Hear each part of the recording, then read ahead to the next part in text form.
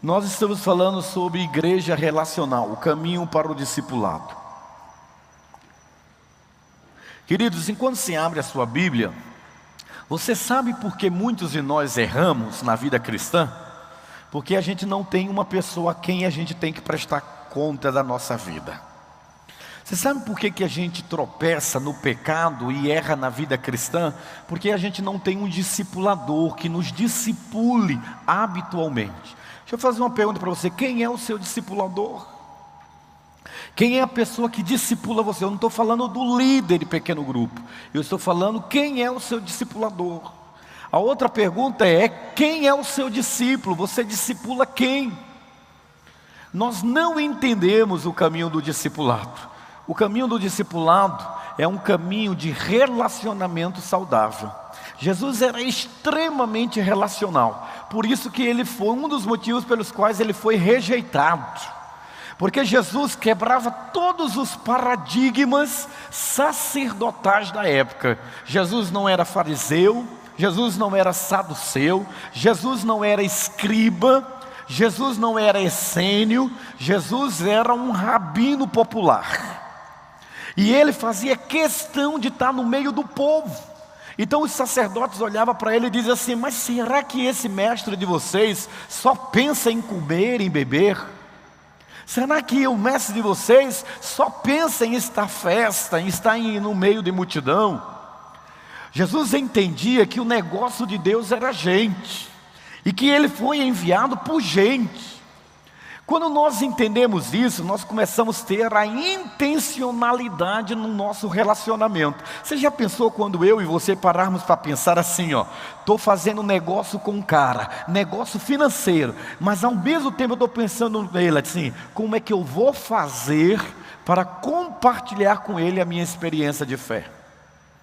No dia que a gente compreender essa dinâmica, de que eu não posso despachar o cara, de que eu não posso deixar ele ir sem compartilhar com ele compaixão e graça, que eu não posso deixar com ele, porque ele pode morrer, e ele vai morrer sem salvação, e ele passou pela minha vida. Enquanto eu não compreender isso, eu não vou entender a passagem de João capítulo 2. E eu peguei esse texto porque as pessoas só olham para a expressão a hora em que Jesus transformou a água em vinho, e que não é nem o vinho que nós bebemos hoje, porque Jesus bebeu e fez o vinho o melhor vinho, e o melhor vinho para os judeus é o que não era fermentado, porque a fermentação do vinho para os judeus não era para ter o teor alcoólico, mas era uma maneira de preservar uma bebida, uma vez que eles não tinham o processo de refrigeração como nós temos. Jesus transformou o vinho novo, o vinho que não estava ainda com alto teor alcoólico. Mas essa não é a ênfase. A ênfase desse texto não é nem a água, nem o vinho.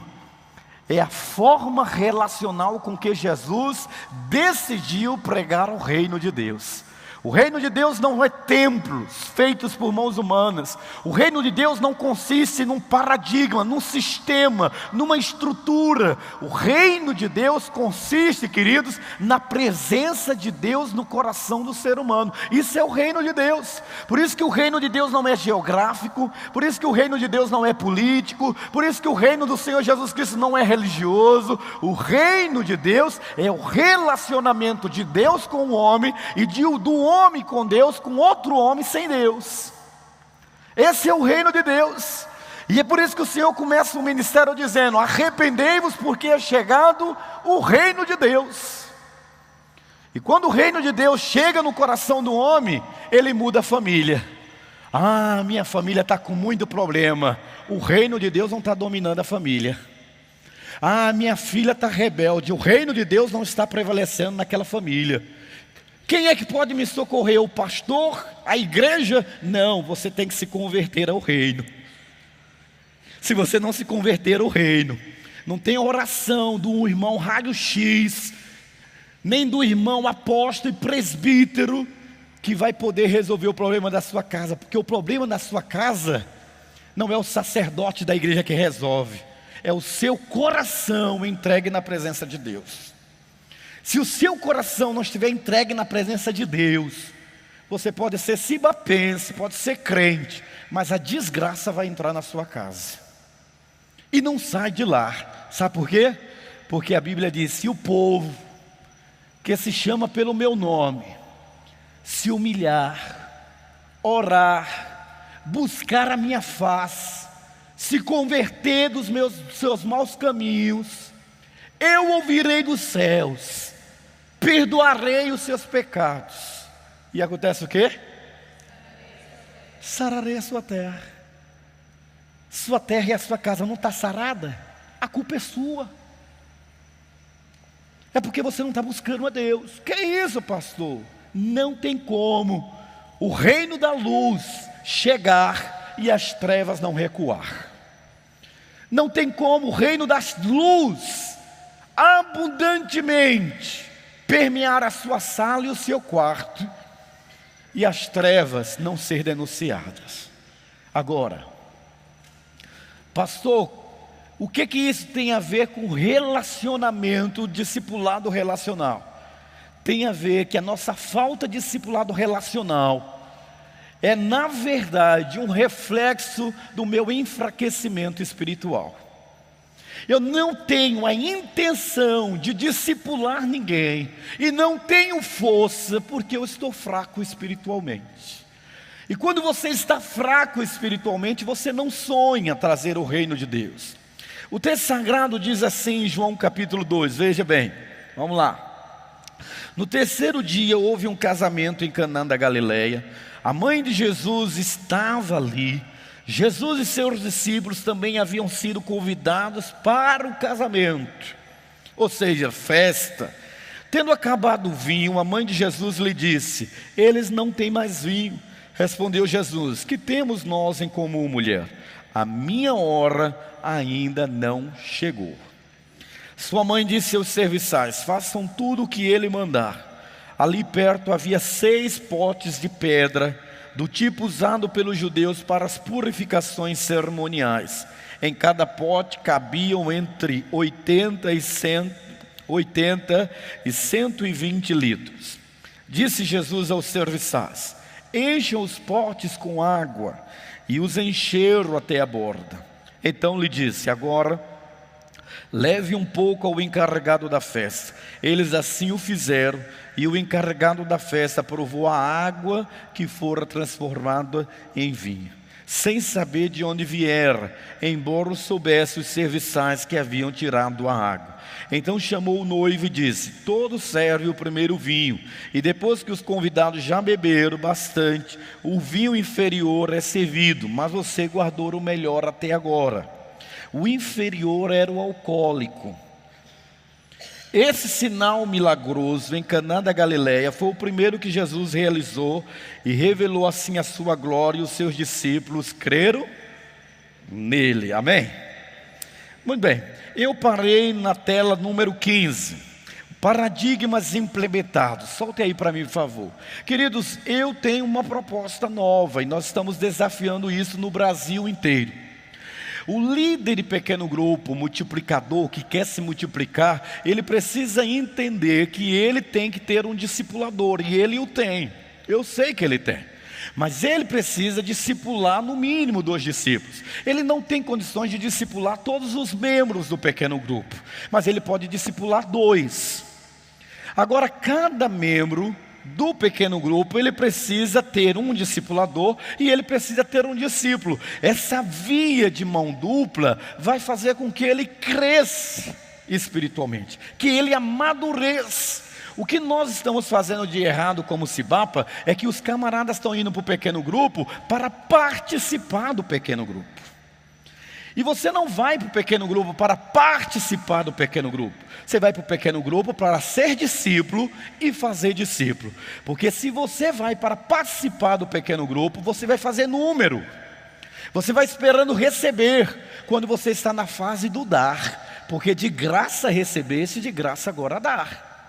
Não tem líder de pequeno grupo que aguente o ano inteiro um grupo de crente que não faz nada, cansa. Deus me livre de pegar um pequeno grupo cheio de crente que não quer nada. Quem é um pequeno grupo, pastor, que não quer nada? Todos nós que estamos aqui. nos relacionamos com gente não evangélica. Todos nós, o dia inteiro passamos maior tempo com pessoas não evangélicas do que com evangélicos.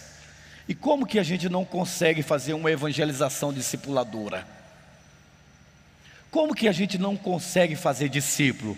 Porque a gente não tem coragem de dizer quem a gente é. A gente não tem coragem de dizer que é crente, e crente de verdade. Porque eu já passei por essa fase de ter vergonha, de não dizer que era crente para não ser chato. Sobre a égide de dizer que não mistura o negócio com fé. A fé permeia toda a sua vida. A fé permeia todo o seu caráter. As pessoas precisam te respeitar porque você é um homem de fé. Porque você é um homem da fé. E porque você prega a fé. Se as pessoas não respeitarem você assim, e você separar, não, minha vida profissional, minha vida de casa, minha vida de negócios, queridos, você está parecendo mais um gato em suas 7 vidas. Você só tem uma vida. Amém? Você não gostou? Repita comigo, eu só tenho uma vida. E essa eu dei para Jesus. Eu vi no Facebook ontem que tem pastores que posta lá assim: detesto o pregador que manda, fale para o seu companheiro. Aí teve um irmão da igreja: pastor, só me lembrei do senhor. Eu falei: eu vou continuar mandando falar, fale. Porque a nossa igreja é relacional. E você não pode sentar numa cadeira e esquecer de quem está ao seu lado. E se levantar dessa cadeira sem saber quem sentou ao seu lado, como era o nome dela. Tem gente que senta assim: não sei quem sentou ao meu lado. A gente não conversa no culto, e a gente quer reverência no culto. Eu dou uma oportunidade para vocês conversarem no culto, quer ver? Fale para o seu irmão: você é uma benção. Diga para eles: olha que benção, você é uma benção. Viu? Momento de falar no culto é esse. Olha que benção, é esse. Agora vamos lá, queridos. Eu falei que nós temos que sonhar, mas nós temos que demonstrar também. O nosso maior problema é que a gente tem dificuldade de demonstrar o caminho a ser seguido. Nós queremos que Deus trate da nossa casa, nós queremos que Deus opere na nossa casa. Deixa eu dar um segredo para você: se você cuidar das coisas do Senhor, Deus cuida das suas coisas. Se você cuidar da obra do Senhor, não se preocupe, aquele que prometeu, Ele é fiel para fazer infinitamente mais do que nós pedimos ou pensamos. A nossa maior diferença, dificuldade, queridos, é que a gente não sabe fazer a diferença entre programas e princípios. E todos nós que estamos aqui, quem tem um bom tempo de igreja, foi acostumado a participar de uma igreja de programas. Programa para mulher, programa para jovem, programa para casais, programa para criança. Olha agora, eu fiz um aviso, dei um aviso domingo assim, tem esse que Cleves fez. Vai ter o seminário de liberdade espiritual. E tem que pagar, terceirizamos, pagar para os seus filhos ficar. Aí veio uma irmã e falou assim: absurdo eu ter que pagar para deixar meu filho. A igreja faz uma programação, não pensa nas crianças, está vendo? A pessoa quer receber, ela quer receber de graça. O ano inteiro a pessoa ficou com o filho dela e ela gasta um monte de dinheiro com besterol. Ela tem 2 pés, um par de pé, ela tem 300 sapatos, parecendo uma centopeia. E não quer pagar R$20 para ficar com o seu filho. Você entendeu? É o ser humano como é que ele é. Como ele desvaloriza a questão de princípios. Existem membros em nossas igrejas, queridos, que têm um relacionamento saudável com Deus. Eu falo assim, mas eu sei que tem gente aqui na igreja hoje, me ouvindo, e vão estar vendo esse vídeo, gente que tem um relacionamento saudável com Deus. O problema é que essas pessoas não sabem como desenvolver esse relacionamento com Deus.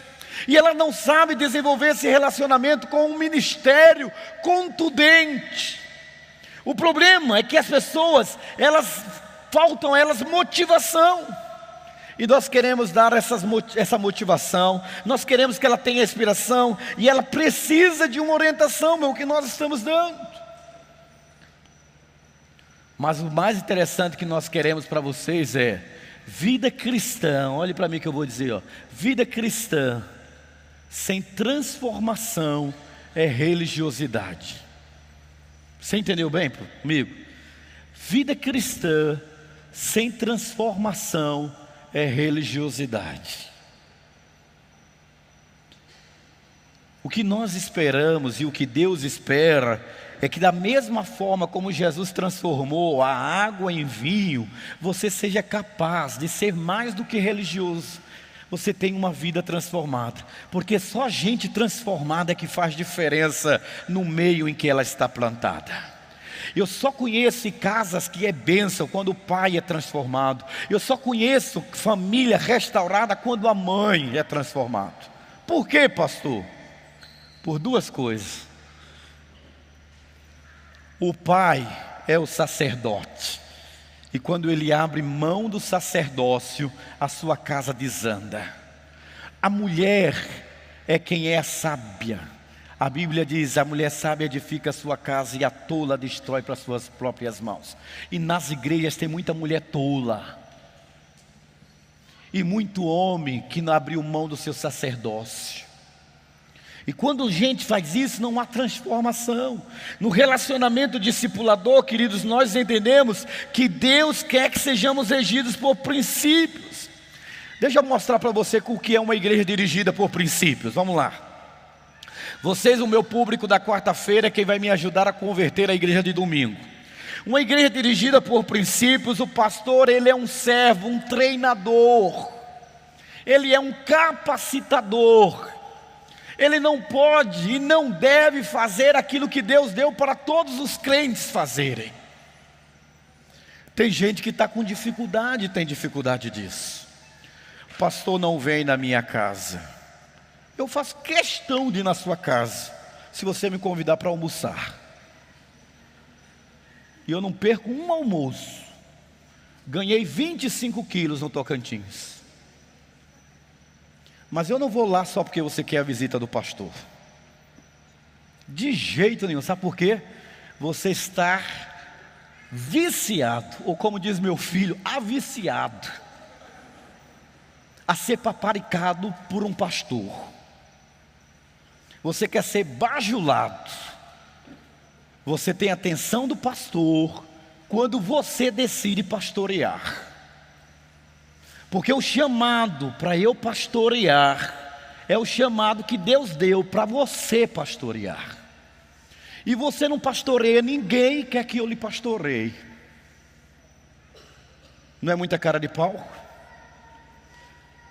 Você só pode receber o que você dá.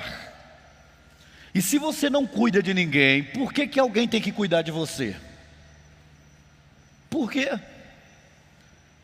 Nós entendemos que Deus fez o servo dele, templo do Espírito Santo, sacerdote. Todos nós somos sacerdotes. Eu sou sacerdote e você é sacerdote, amém?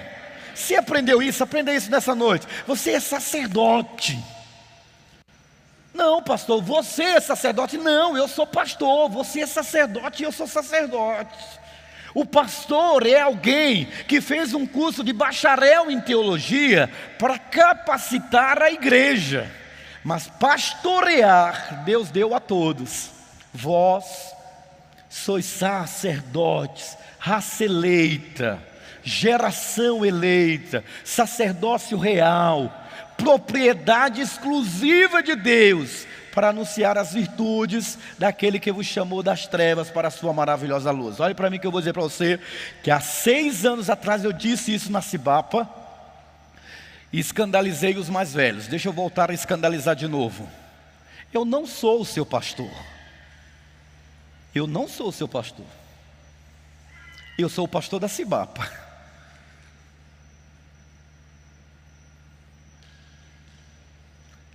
Pastor é quem cuida. Pastor é quem está junto. Pastor é quem anda junto. Ah, mas eu aprendi no passado. Aprendeu errado. Aprendeu errado. Jeremias 3,15 diz assim: dar-vos-ei pastores que vos apacente com sabedoria e entendimento. Quando eu disse isso, a liderança de pequeno grupo diz, alguns indiretamente chegavam para mim e diziam assim: pastor, deixa eu falar para você, ó, que o senhor pode dizer o que for, mas o senhor é o meu pastor. O problema é seu, você vai ficar frustrado, porque eu não vou dar conta de cuidar de você. Por ser cabeça dura e teimoso, você vai insistir que eu sou seu pastor, mas eu sei que eu não sei a data do seu casamento, eu sei que eu não sei a data do seu aniversário, eu não sei quando seu filho está doente, eu não sei o que passa a sua casa. Então nós temos um cumprimento litúrgico. Litúrgico. Sabe quem é o seu pastor? É aquele que Deus colocou no seu coração o desejo de submeter-se a Ele, que você permite ser cuidado por Ele. E se você dentro da igreja não tem uma pessoa assim, está lascado. Por quê? Porque ninguém dá conta de ficar bem diante de Deus, bem sozinho. A Bíblia diz, Amós 3,3: um ao outro ajudou e disse ao seu companheiro, diga, vamos ver juntos? Um ao outro e disse ao seu companheiro. Quem é o seu companheiro? Você não tem. A sua vida cristã é uma vida cristã solitária. Pastor, e como é que funciona isso? Envolvimento de todos. Sacerdócio universal dos crentes. Vamos ver juntos? Sacerdócio. Isso é a doutrina de todos os evangélicos, não é do Valmir não. A doutrina sacerdócio universal dos crentes, de todos. Você pegar a declaração doutrinária dos presbiterianos, você pegar a declaração doutrinária dos batistas, você pegar a declaração doutrinária dos assembleianos, isso é um ponto comum de todas as igrejas da reforma protestante. Todo crente é um sacerdote. Todo crente. Uma igreja dirigida por princípios é marcado, queridos, pelo exatamente entender que o mais importante é ser um discípulo. É mais importante do que qualquer outra coisa, do que o ter. Pastor, o problema é que eu não sei o que é discipulado. Discipulado é transmissão de verdade e vida. Discipulado é quando eu pego uma pessoa para transmitir para ela a verdade libertadora de Cristo, porque a palavra do Senhor diz assim: conhecereis a verdade? Vamos ver juntos? Conhecerei. Você tem essa verdade e você quer transmitir essa verdade. Como, pastor? Através da vida. Vida na vida. Eu não conheço ninguém que esteja envolvido na obra do discipulado que fique choramingando. O crente que não está envolvido no discipulado, no cuidar de alguém, ele fica como aquela hiena. Ó céus, a vida, a Deus. Já viu isso? Tudo para ele está ruim. Tudo para ele é complicado. Tudo para ele é difícil. Nada está funcionando, nada dá certo. A igreja está imperfeita. Queridos, olhe para mim que eu quero dizer para você. O nosso foco são pessoas. Porque o nosso negócio é... Aperta a mão da pessoa lá e diz assim: o seu negócio é gente, cara. Diga aí, seu negócio é gente. Agora, minha comadre, a senhora se reúne com as suas amigas e fala de tudo menos de Deus, fala um monte de besteira. Amiga, você viu uma promoção da loja, tá uma maravilha, não sei o quê. Fala de tudo. Fala da novela. Fala dos outros e não transmite nenhuma verdade. Porque você gosta de conversar, que eu sei. Você tem fama no seu departamento de ser tagarela. Você é a pessoa que não sabe ficar de boca calada. Mas o problema é que a sua boca só sai coisas que não edificam, que não tem proveito algum. A principal tarefa, queridos, da liderança da nossa igreja é ser exemplo e modelo para os novos discípulos. Deixa eu falar da minha tarefa pastoral primária. A minha tarefa, a tarefa do Cleito, a tarefa do Cleves, a tarefa do Dene, a tarefa disso assim, ó.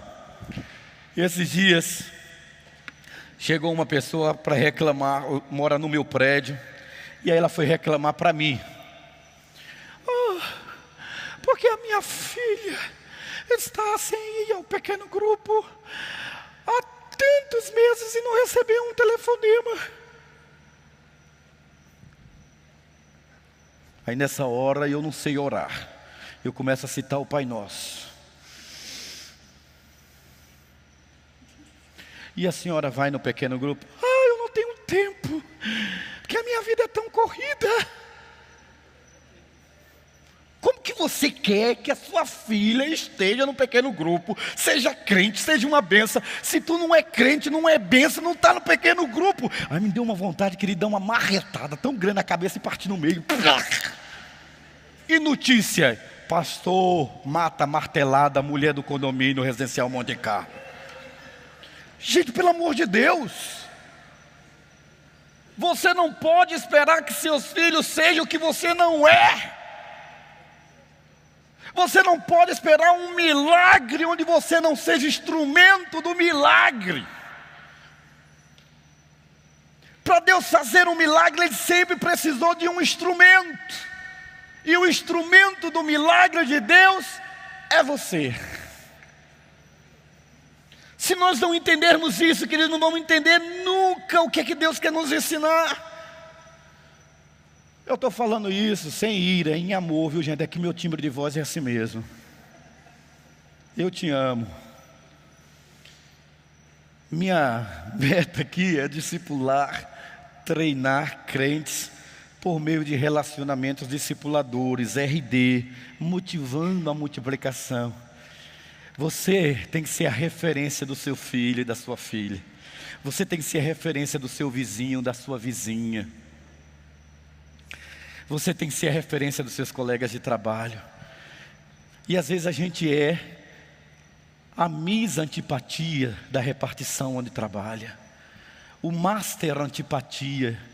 Uma pessoa intragável, intolerante. Uma pessoa que as pessoas fazem questão de dizer: chegou gente, chegou. E eu posso colocar meus princípios e os meus valores sem ser desagradável. Eu não preciso ser conivente com o pecado para ser agradável. E eu não preciso defender meus princípios e os meus valores e ser antipático. Sabe por quê? Porque eu posso falar as coisas assim. Nem sempre que eu estou rindo eu estou achando graça. Eu posso dizer um não agradável. A igreja entende que quanto mais uma pessoa vive os princípios bíblicos, mais ela cresce em comunhão com o Senhor. Os princípios bíblicos, queridos, se tornam um estilo de vida que deve ser aplicados diariamente. Quando Nemuel estava aqui lendo Provérbios, eu estava dizendo: graças a Deus que eu venci uma boa parte desses versículos aí, nem tudo. A comunhão com o Senhor é um investimento diário e pessoal, que vai muito além dos programas. Você não lê a Bíblia diariamente, você não lê, não ora. Aí alguém pode dizer para mim assim: lê a Bíblia diariamente, mecanicamente, lê só por ler. Não, quando a gente lê a Bíblia, a gente lê com um coração de devoto, com um coração de devoção.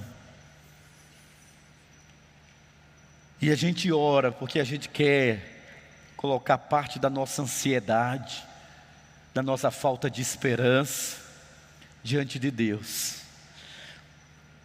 Eu vi um pregador dizendo assim, pregador de renome, não vou dizer o nome dele porque ele é de renome, e ele diz assim: Deus não precisa das nossas orações.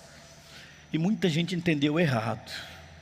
Deus não precisa mesmo das nossas orações, mas eu preciso orar.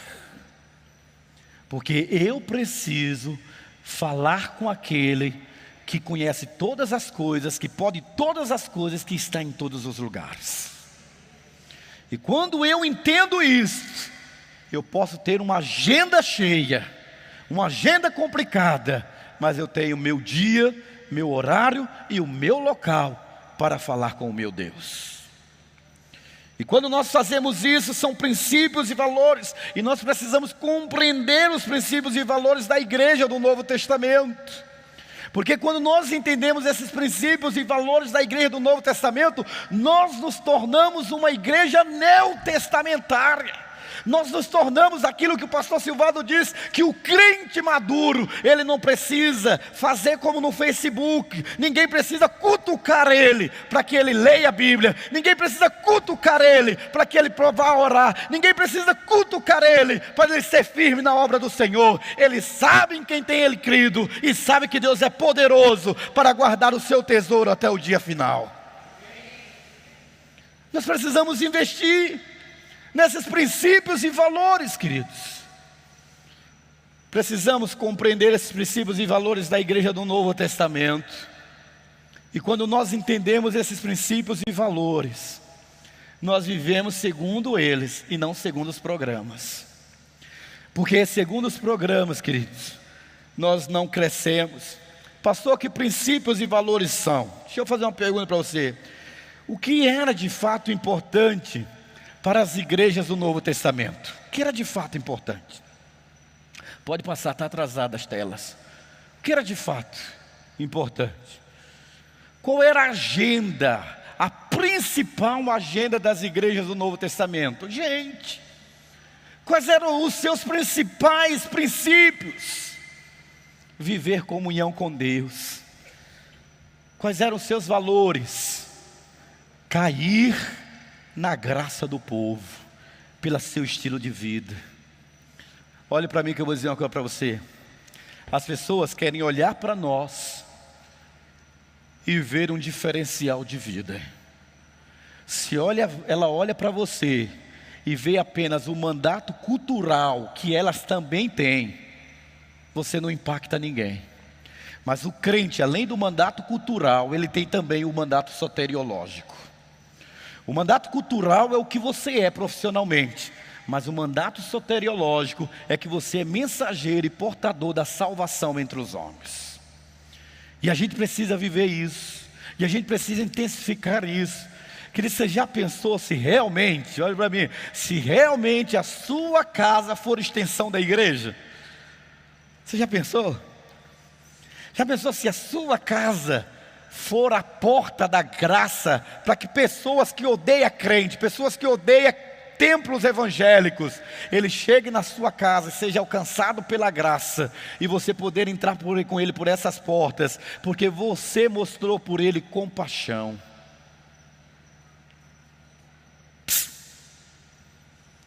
Tudo vai passar.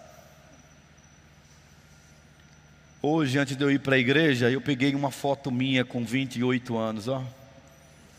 Falei, cara, tu pensou que não ia envelhecer, né?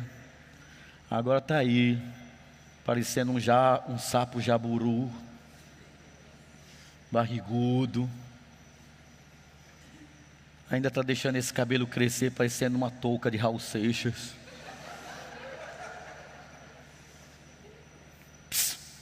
Não tem plástica que desse jeito em você. Quando a velhice chegar, o que resta são os nossos frutos. Só isso, mais nada. O que semeou nessa vida? O que você está deixando de legado para a eternidade? Nada. Sabe qual é a visão de Deus para nós? Onde é que nós queremos chegar? Nós queremos chegar, querido, na posição em que eu e você decidamos glorificar a Deus. Próxima tela, por favor. Glorificar a Deus. É redescobrir, e quando a gente vai redescobrir essa visão, querido, eu preciso glorificar a Deus. quando eu decidi glorificar a Deus, olhe para mim que eu vou dar esse segredo para você. Você vai sair daqui nessa noite e vai dizer assim: é mulher, é marido.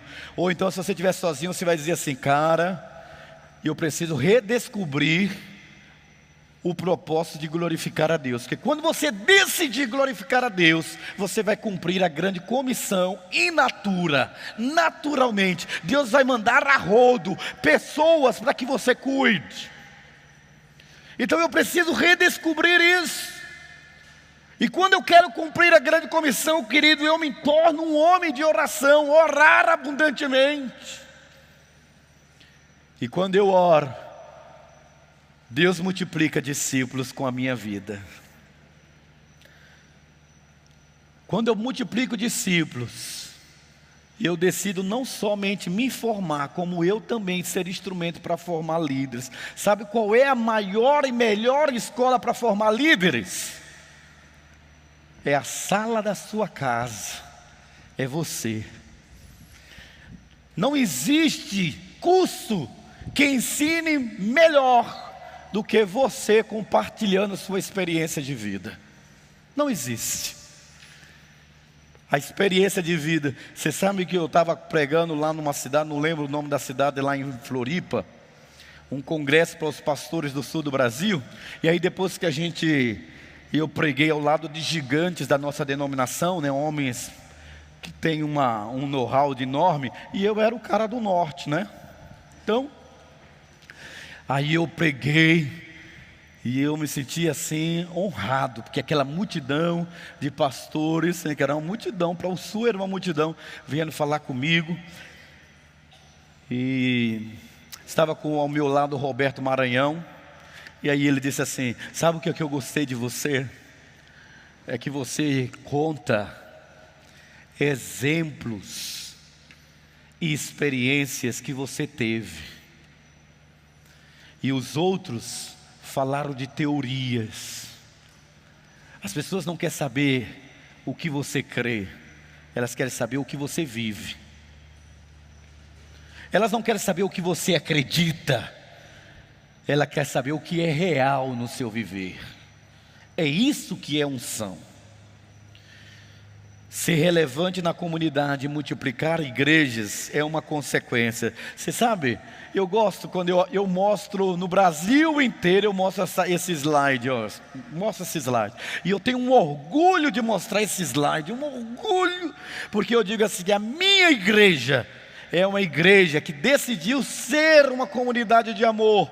Ela decidiu ser multiplicadora de discípulos de Jesus.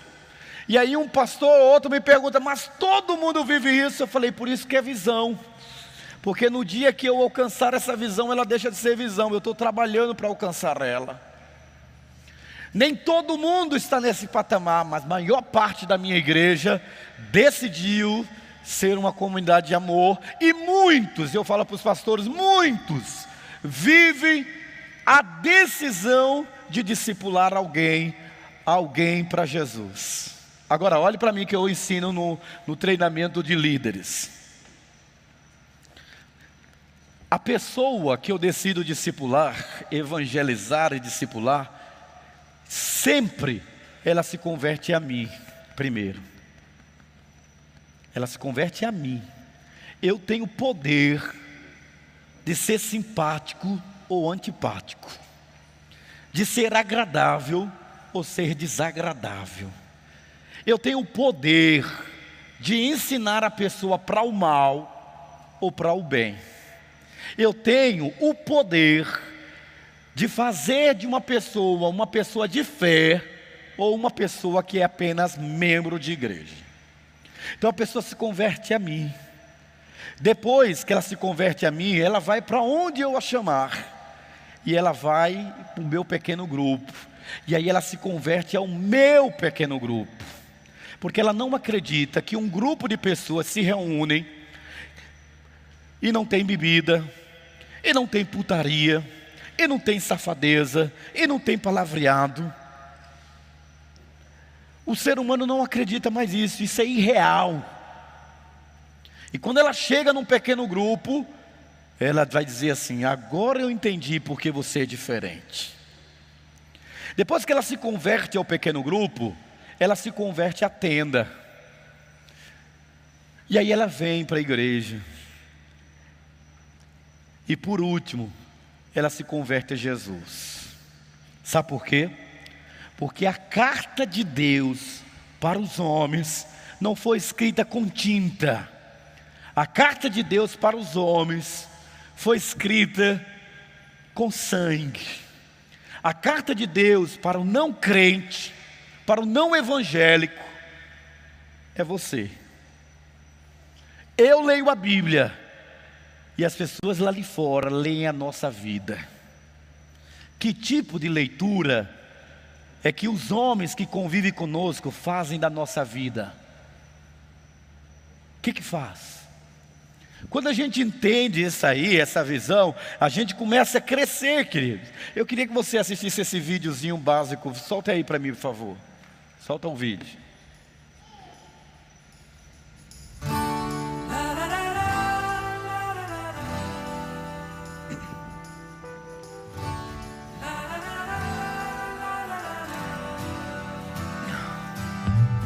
E eu amo meu PG. Eu amo meu PG. Eu amo meu PG. Eu amo meu PG. Falar de Jesus é muito fácil, né? Mas você poder ver alguma coisa que materializa esse amor de Jesus é uma coisa completamente diferente. Então, o PG é isso, é a materialização do amor que nós conhecemos de Jesus, que nós aprendemos a amar outras pessoas através do conhecimento que é passado. E é um momento de compartilhar ali a alegria, como é que foi a semana. É um momento também da gente ouvir a palavra de Deus pra gente. E um momento também gostoso também quando a gente junta toda a comida e a galera, né, se diverte. Tipo, é uma extensão da igreja, no caso é o coração da Cibapa, assim, porque Cibapa não seria Cibapa sem o PG. PG é amor. É isso.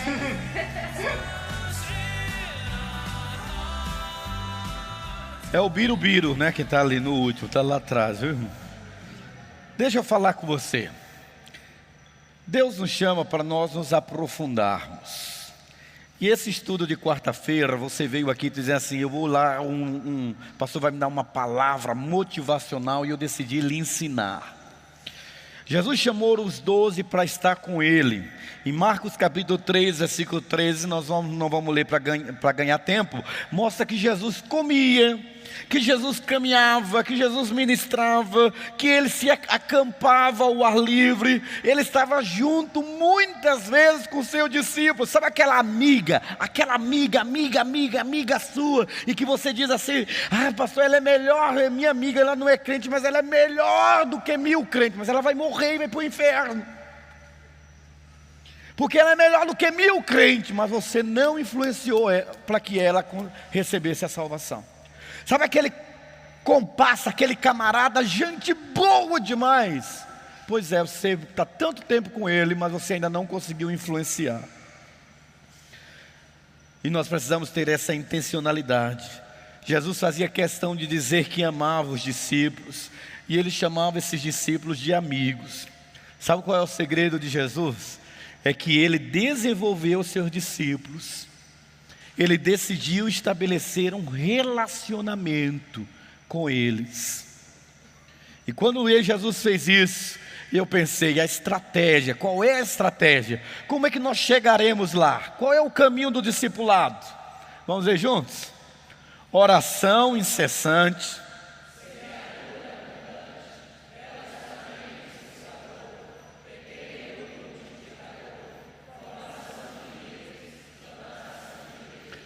Deixa eu ver se você aprendeu direitinho mesmo, ó. Você entendeu que o pequeno grupo não é o fim em si mesmo?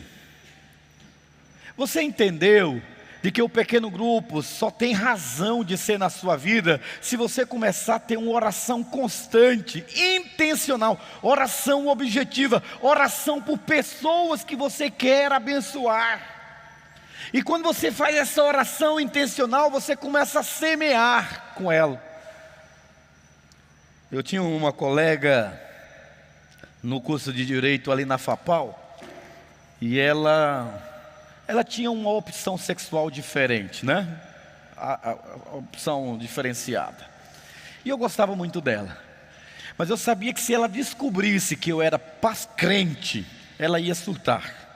Agora, se ela descobrisse que eu era pastor, ela ia me matar. Então eu não dizia que era crente e nem que era pastor, intencionalmente. E aí eu chamei a pessoa que estudava comigo, que é daqui da igreja. Eu disse: fulano, você não vai me chamar de pastor, porque eu vou fazer um trabalho com ela, tá bem? Tá.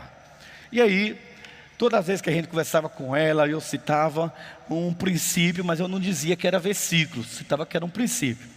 E eu terminava, eu via que ela tinha um cordãozinho aqui de Nossa Senhora Aparecida, então ela era religiosa. Então eu dizia assim: olha, eu estou orando por você, hein?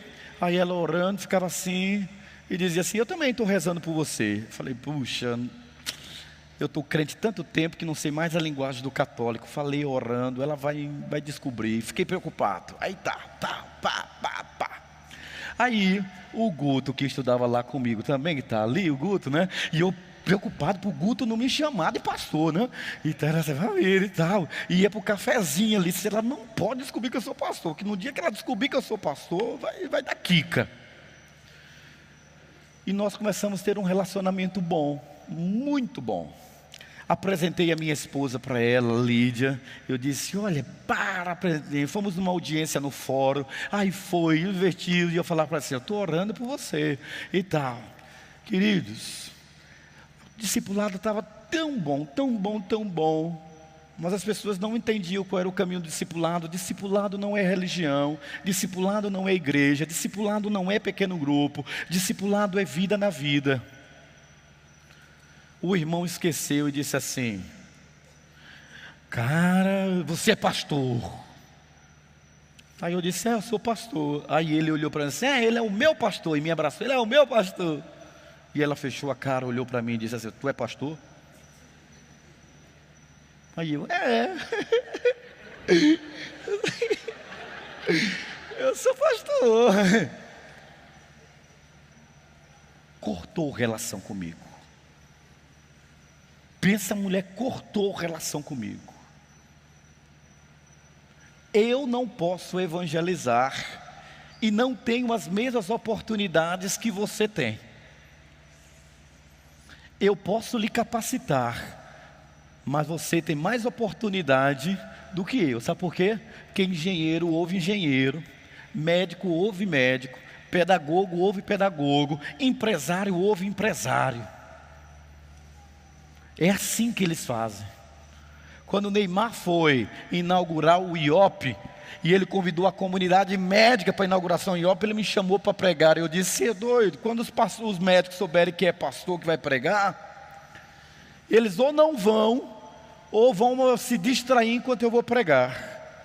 Agora eu vou lhe dar o sermão, vou lhe auxiliar. Fiz com ele o sermão e disse: prega tu, porque médico falar para médico é Deus falar para Deus. E é assim que funciona. Então Deus lhe plantou na comunidade, na profissão onde você está, para você falar aos seus, porque você tem mais autoridade do que eu, para semear abundantemente a palavra de Deus.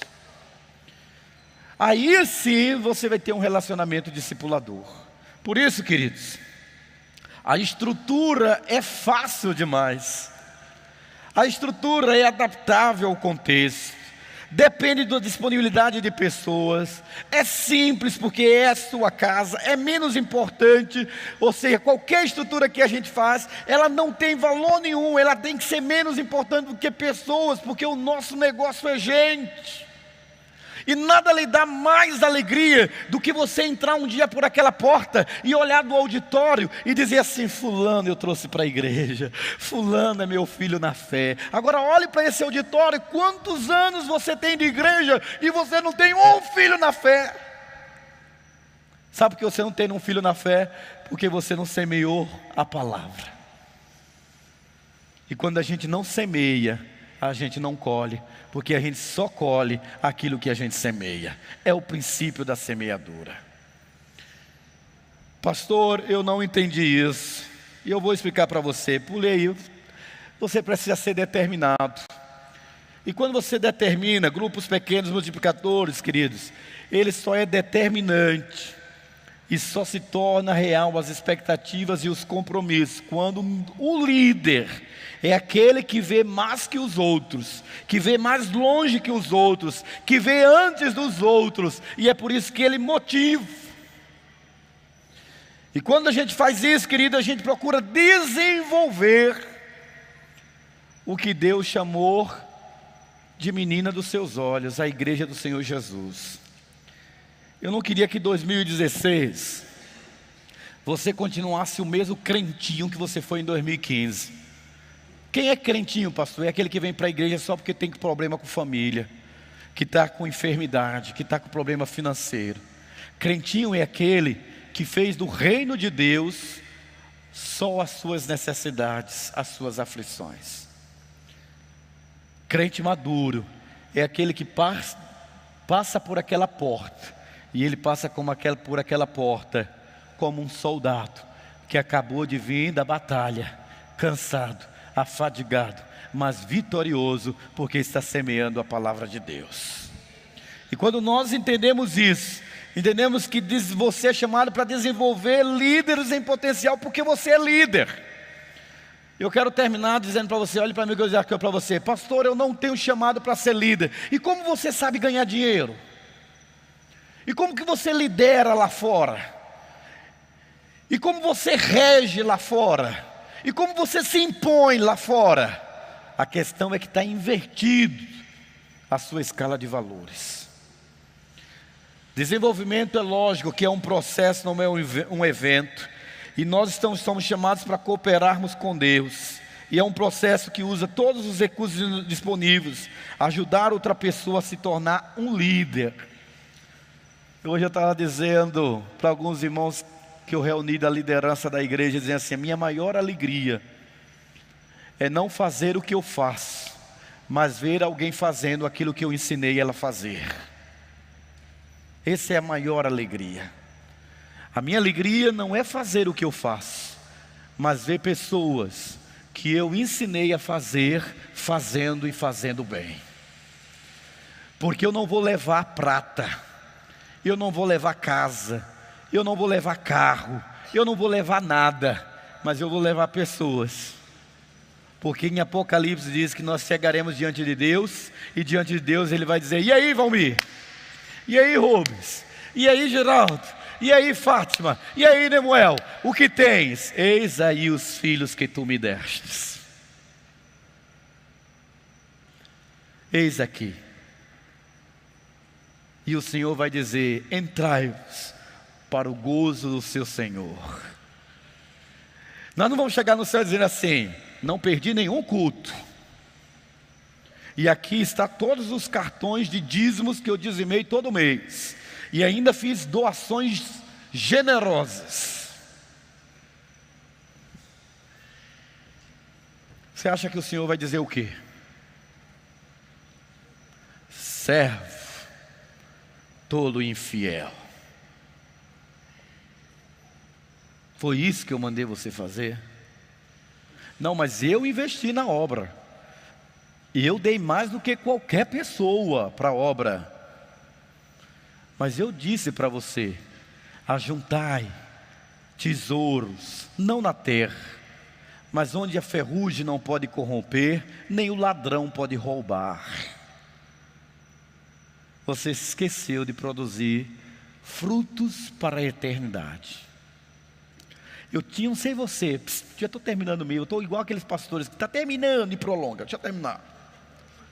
Eu tinha o medo do cão, e eu tinha um medo de não ganhar nunca uma vida para Cristo. Era tanto medo que eu fazia apelo e ninguém aceitava Jesus. Eu pregava e dizia, pastor Conrado, faz o apelo. Aí um dia o pastor Conrado ficou irado e disse não. Ele disse, eu não, você que fez o sermão, você que faz o apelo. E aí eu já fui fazendo um apelo com medo, trêmulo. E se ninguém levantar a mão, eu vou morrer de vergonha. E foi o que aconteceu, eu morri de vergonha. Fiz o apelo e fiquei insistindo. Quem quer aceitar Jesus? Levanta a mão. Quem quer? Ninguém levantava. Aí eu, para não ficar frustrado, quem quer uma oração? Por favor. Uma oração. Alguém quer uma oração? de cura. Aí o povo levantou: cura eu quero. É o cão. Quando você não está bem com Deus, você não tem força para evangelizar, você não tem força para discipular. Por isso que Jesus disse assim, ó: ficai em Jerusalém, até que do alto sejais revestidos, porque recebereis poder ao descer sobre vós o Espírito Santo, e sereis minhas testemunhas, tanto em Jerusalém, Judeia, Samaria. Deixa eu dizer para você, quando eu não estou orando, quando eu não estou bem com o Espírito Santo, eu não consigo ser testemunha nem dentro da minha casa, quanto mais fora dela. Esse negócio de que não sabe falar de Cristo, que não sabe testemunhar, que não sabe falar de Deus, é mentira que você quer fazer dela uma verdade. Na verdade, querido, você não está com a graça de Deus na sua vida, está sem o Espírito Santo. Conversa para boi dormir. Quando a gente está vitaminado, querido, é como cadela no cio. Desculpe, não era essa a ilustração que eu queria dizer. Quando você está com todo o gás, você quer falar de Jesus a todo mundo. Porque quando você se converteu, você pregava até para formiga. Você quer aceitar Jesus, formiguinha? O tempo passou e você perdeu o gás e virou só uma lamparina. Está faltando azeite e você veio buscar nessa noite. Vamos orar? Vamos ficar em pé. Cadê minha equipe de louvor? Por favor, vamos chegar cá. Queridos, eu acho que eles sabem tocar essa que eu vou pedir. Rendido estou, me rendo. Eu quero lhe fazer um desafio. A você nessa hora dizer: Senhor, tudo que o pastor falou não foi antibíblico, mas eu preciso da ação do Teu Espírito na minha vida. Feche seus olhos, queridos. Feche seus olhos. Ninguém que vem num culto da quarta-feira, sabendo da forma como eu falo na quarta-feira, vem se não tem no mínimo um pequeno temor do Senhor no seu coração. Mas Deus lhe deu uma casa, um apartamento maravilhoso, para você receber pessoas, para você usar a sua casa como um ponto de referência, de pregar Jesus, anunciar o que você tem recebido de Deus. Eu quero que esse ano você diga: eu vou estar num pequeno grupo, mas eu serei um pescador grande. Eu levarei todos os meus amigos, o máximo possível, para o meu pequeno grupo, para que elas sejam cuidadas por mim e pelos meus irmãos em Cristo Jesus. Eu quero assumir um compromisso diante de Deus, de orar incessantemente pelos meus amigos, de fazer uma semeadura abundante, mas também de me multiplicar como discípulo de Jesus. Mas você precisa se render ao Senhor. Rendido estou, Senhor, eu me rendo. Você quer se render a Deus? Você só precisa ter coragem como Isaías teve. Eis-me aqui, Senhor. Me dê sede e fome pela Tua palavra. E quando o dia clarear, o primeiro sentimento, o primeiro pensamento que vem à minha cabeça seja buscar a Tua palavra, buscar luz para os meus caminhos, porque a Tua palavra diz que lâmpada para os meus pés é a Tua palavra e luz para os meus caminhos. Está faltando isso na minha vida, para que eu seja um discípulo e tenha relacionamento discipulador. Você pode cantar de forma bem introspectiva: eu me rendo.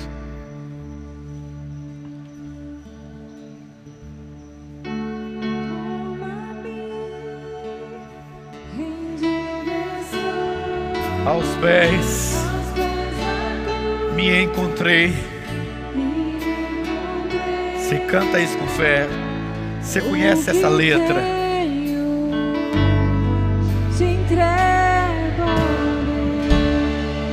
Peça a Deus para limpar o seu coração, querido. Vem limpar as minhas mãos,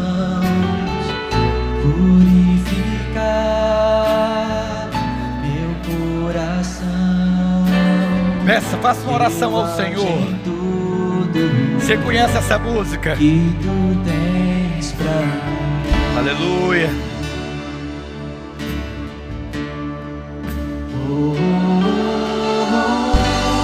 Eu sou teu Deus. Eis-me aqui, em ti estou. Entregue tudo que você é ao Senhor. Entregue a sua casa, a sua vida. Eu sou teu E tu és meu.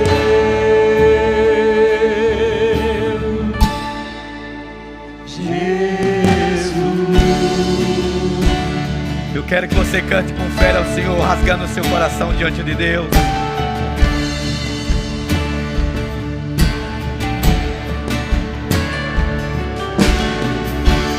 Vem limpar. Limpa, ó Deus, o nosso coração. Minhas mãos. Limpa a nossa vida, ó Deus. Purificar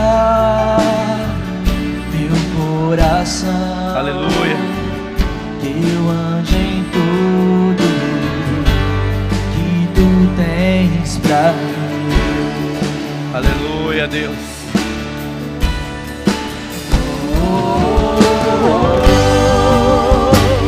Eis-me aqui, Em ti estou. Renda ao Senhor nosso Deus. Aleluia.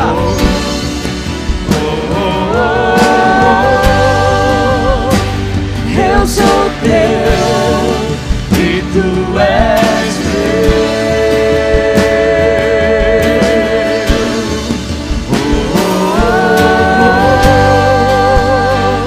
Eis-me aqui, rendido a ti, ó Deus.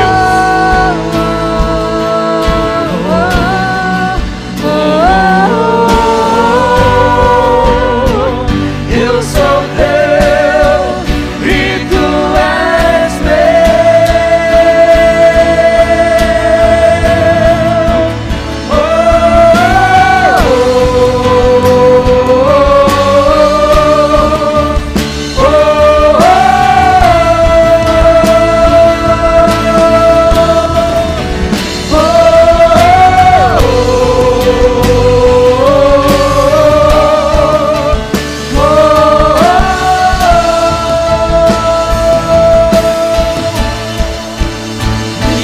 minha vida dou a ti, Senhor, rendida a ti estou, e pra sempre cantarei. Faz em mim o teu querer. Minha vida dou a ti, Senhor, rendido a ti estou, e pra sempre cantarei. Faz em mim o teu querer.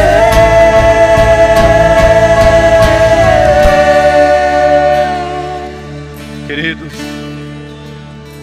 vamos começar agora. Traga à memória o nome daquela pessoa, aquele parente, aquele amigo que anda com você e que não conhece ainda o que você está experimentando agora com esta música. Ore aí por ele agora e peça para Deus: Senhor, esse ano 2016, fulano é o meu alvo. Eu vou orar por ele, eu vou orar por ela, eu vou estar junto, eu vou levá-la aos pés de Jesus, como Filipe levou Natanael, da mesma forma como Filipe evangelizou o etíope, da mesma forma como Barnabé orou e conduziu ao discipulado Paulo. Eu vou orar pela minha cunhada, pela minha irmã, pelo meu colega de trabalho, pelo meu sócio, que é como um irmão para mim. Ore agora aí, ore por ele, cita o nome dele em nome de Jesus. Comece a orar por ele. Coloque: Senhor, me dê força, estratégia, me ajude a não deixar ela é amada, é minha amiga, é preciosa para mim. Eu não quero perdê-la na eternidade, eu quero que ela chegue no céu comigo. e nós cantemos louvor ao nosso Deus. Ore por ela, ore por ele agora. Peça para Deus: Senhor, em nome de Jesus, eu profetizo que em 2016 ela será salva, ele será salvo, porque eu vou dar a minha vida, eu vou dar a meu tempo, eu vou colocar na minha agenda, eu vou colocar no meu coração, de que eu vou fazer diferença na vida dela, e ela vai conhecer o meu pequeno grupo, e ela vai conhecer a minha igreja, e ela vai conhecer Jesus, o mesmo que eu digo, que eu estou dizendo: minha vida entrego a Ti, Senhor. Ela também um dia vai estar cantando aqui comigo. Veja, pela fé, meu querido, aquela pessoa dura, incrédula, que se diz ateu, veja, chame pela fé, ela vai estar aqui louvando a Deus comigo, e nós participaremos da mesma família de Deus, em nome de Jesus. Oh Deus, Teus filhos estão colocando agora diante da Tua presença homens e mulheres que são preciosas aos Seus olhos, e preciosos aos olhos deles também. Pessoas boas, pessoas, ó Senhor, que estão cegas pela religiosidade, cegas, ó Deus, pela cultura. Essa cultura hedonista é cultura de prazer, mas agora os Seus filhos decidiram pagar o preço da oração por elas. Os Seus filhos têm tudo, ó Pai, para poder, ó Deus, impactar essas vidas. Elas estão só precisando de um revestimento do Teu Espírito. E eu quero pedir: ó, vem Espírito Santo de Deus, e tira o medo, tira a covardia, tira a indiferença, em nome de Jesus. Que o Teu Espírito dê vida a fé do Teu servo, a fé da Tua serva, e o Teu Espírito dê coragem para que eles possam semear, e esse mesmo Espírito ter um cesto, e um cesto abundante de frutos, porque a palavra da fé está bem junto da boca e do coração desse Teu servo e dessa Tua serva. Ó Deus, que essa noite a alegria do Espírito, a alegria do Senhor, que a nossa força é, seja a bênção que acompanha o Teu servo até em casa, e na sua casa essa alegria inusitada nos seus corações os faça transbordar, sonhando em demonstrar a fé. Que os Seus filhos, ó Pai, tenham a força da determinação, e veja a bênção do Senhor em transformá-los em pescadores de homens, ó Pai, em nome de Jesus, em nome de Jesus. É isso que nós pedimos, é isso que nós pedimos, e os abençoamos. Amém, Senhor Deus. Minha vida dou a Ti.